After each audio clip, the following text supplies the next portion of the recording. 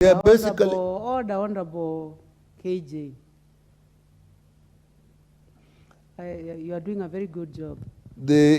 But I would like you to give the Honorable Nyikal time to think so that he can make his contribution. Okay. Basically, they are actually the wheels of of our rural economy. So their safety, Madam Speaker, must be guaranteed. We must support them in all ways.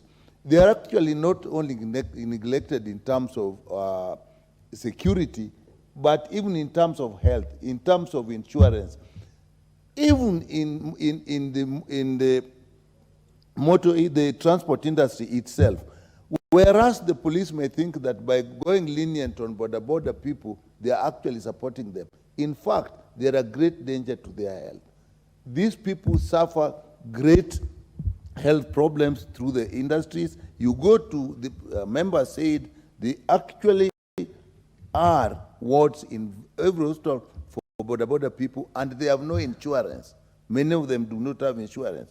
We have not organized them in cooperatives so that they can actually get cheaper loans. That is what we really need to do for them. Now, in terms of organized industry, we cannot tolerate in terms of organized crime, we cannot tolerate organized crime in any sector, least of all in the Bodaboda sector. Insecurity in the Bodaboda industry, in our rural setting, is insecurity in the whole area.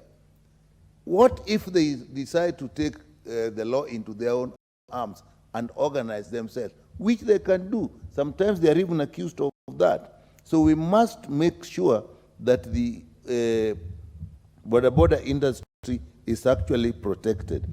The fact that so many of them have been killed, and not only in Busia, but in other places, and that no investigation is done, nobody is taken to court, or if they are taken to court, nothing happens. Basically, in my mind, what that means that there is failure to investigate properly. And sometimes I suspect that there may actually be collusion. How can it happen? What Honorable Mase is describing in an area where there's a complete security system, starting from the commissioners, the deputy commissioners, the chiefs, the assistant chiefs, the clan elders, the district criminal investigation officers, the NIS.